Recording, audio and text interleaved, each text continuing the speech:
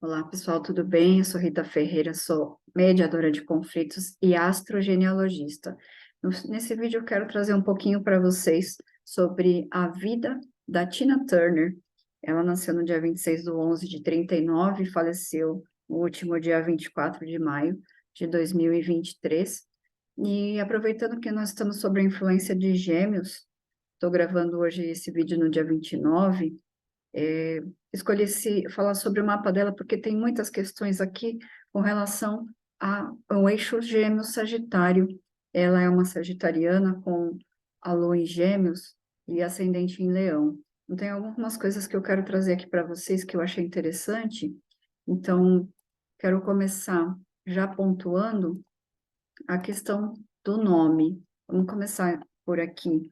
A questão, o nome dela, Anna May Bullock, já, ou Ana com dois N's, já tem indícios de gemelaridade na árvore genealógica, para quem pesquisa essas questões, para quem se interessa por gêmeo sobrevivente ou gemelaridade, a gente já pode ir por esse caminho. Os pais e as irmãs, as duas irmãs, também têm nome composto. Então, aqui a gente já começa a validar e trazer um pouquinho das questões da influência do eixo Gêmeo-Sagitário no mapa dela. Então, é o Sol em Sagitário, casa 4, em oposição à Lua em Gêmeos, casa entre a 11 e a 10. O que que isso mostra para gente? Já essa oposição já traz um conflito entre os pais. Oposição no mapa sempre é um indicativo de conflitos, porque a gente está falando de masculino e feminino.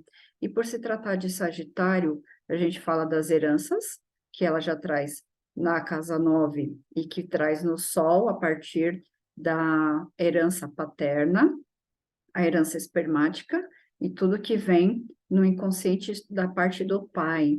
E a lua em Gêmeos, tudo que traz no inconsciente da parte materna. E é interessante a gente falar da questão dos irmãos, porque a gente está falando do eixo Gêmeos-Sagitário, onde em Gêmeos a gente vai falar da comunicação e da questão entre os irmãos, e Sagitário, a herança, essa questão dessa comunicação interna, né? Na casa 3 nós aprendemos, começa o processo de cognição, e na casa 9 pode se tornar verdades absolutas.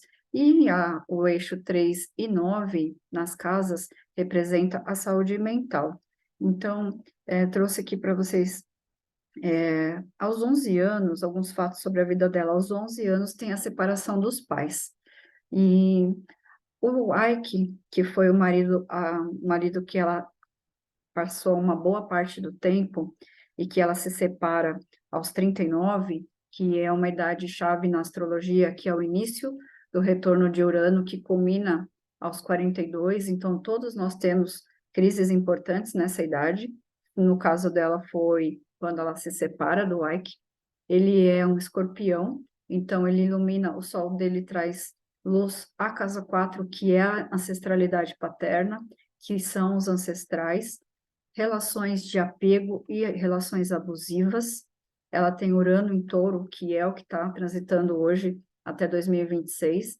Então, abusos psicológicos, relações abusivas, ou manipulações e apegos materiais e psíquicos, psicológicos, onde a gente tem esse eixo, sempre é bom olharmos para essas repetições, e aqui ela, por lealdade, ascendente leão, ela repete esses padrões das mulheres do sistema.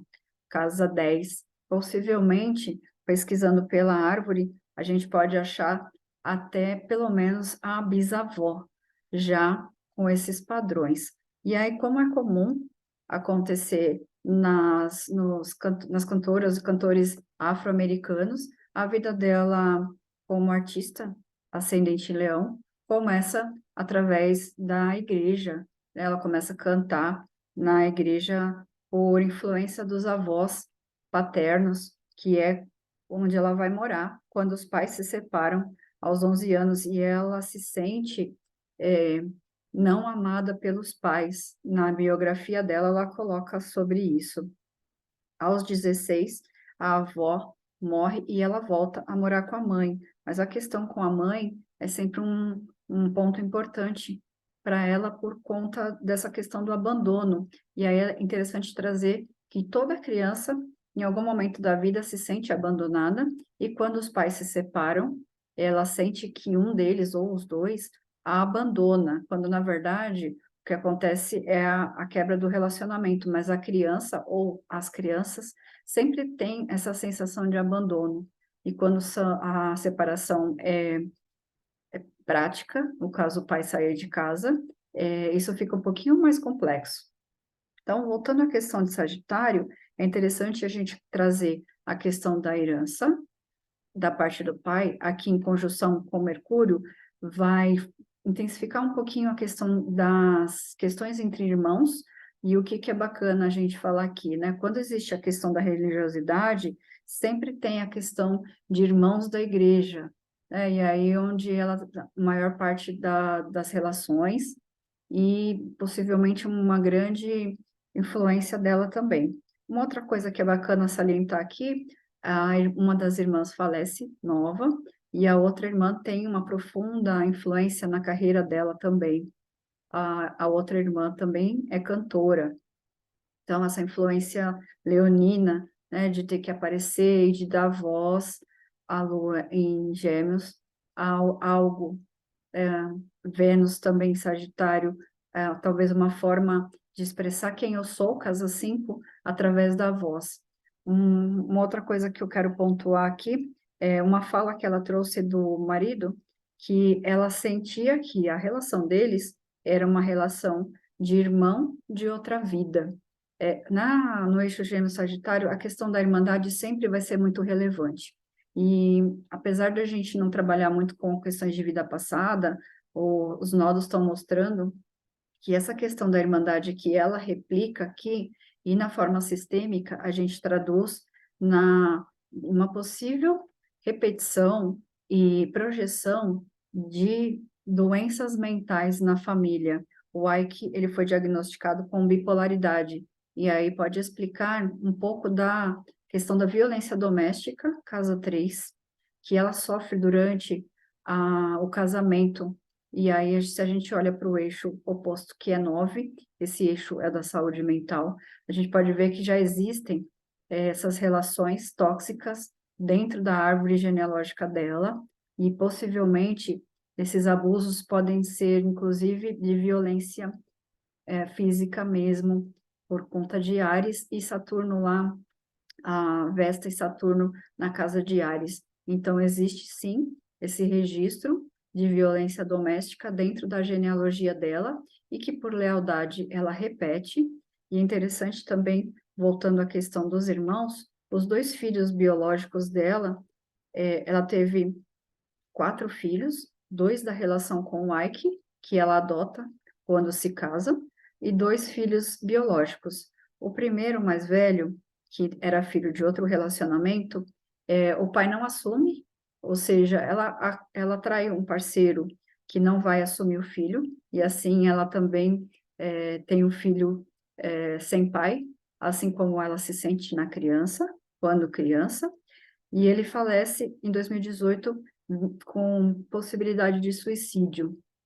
E aí, de novo, a gente volta para a questão da saúde mental. E o outro filho biológico, ele falece em 2022, vítima de câncer. Essa repetição, os filhos tendem a fazer por amor aos pais. E aí, o câncer de rim tem também a ver com a casa 3 dela, onde ilumina as questões do que ela traz de outras gerações. Então, o eixo que é o eixo que a gente está tendo hoje, atuante, Áries Libra, as raivas, a violência e a forma como isso não foi elaborado, esses conflitos que não foram enfrentados por N questões e que os filhos vão repetir nas próximas gerações. Então, aqui eu sempre falo para os pais, olhem para as suas questões emocionais, olhem para as suas questões mentais, elaborem para que os seus filhos não repitam esse padrão.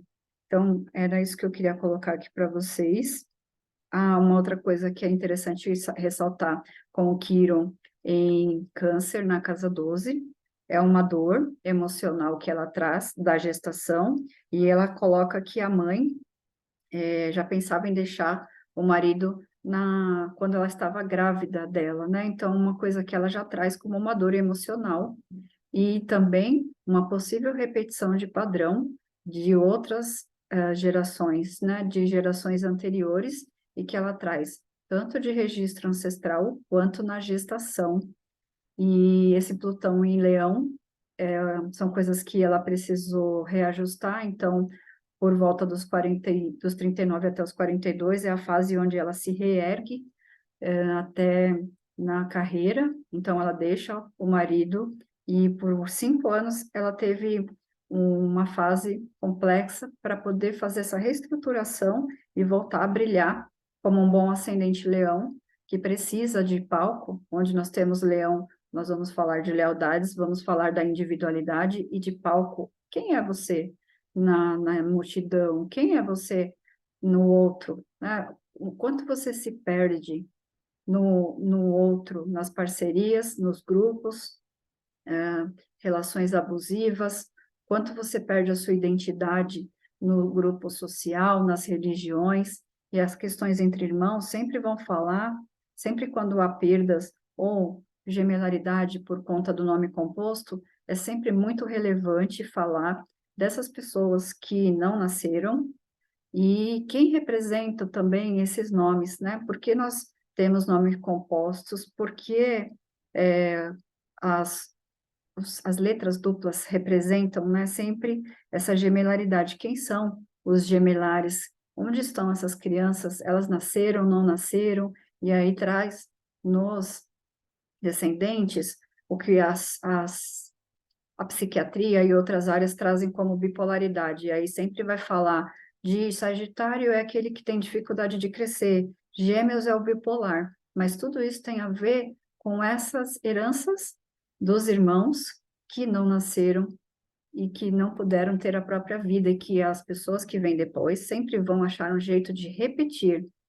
E aí, possivelmente também aqui ela traz na questão da violência doméstica e nas questões das relações abusivas, e o marido também traz à luz todas essas questões que já estão na história dela e que ela repete, inclusive validando que sente a relação como um irmão. Então, assim, quando nós temos uma relação de irmandade no casamento, a relação não é de adulto, é uma relação entre irmãos. Então, possivelmente, essa, esses abusos já vêm da própria árvore e tem a ver com a desordem entre os irmãos, possivelmente também lutos não elaborados, quando as mães, né, a época que nós estamos falando, elas não elaboram esses lutos, os filhos que não nasceram, eles ficam sem lugar. E aí, uma das consequências é que as próximas gerações tragam isso de uma forma de honrá-los, não vivendo por dois ou por três, e aí traz hiperatividade, bipolaridade e raivas reprimidas que a pessoa não sabe de onde vem. Então, era isso que eu queria trazer para vocês. Espero que tenha trazido alguma questão importante que traga mais aprendizados.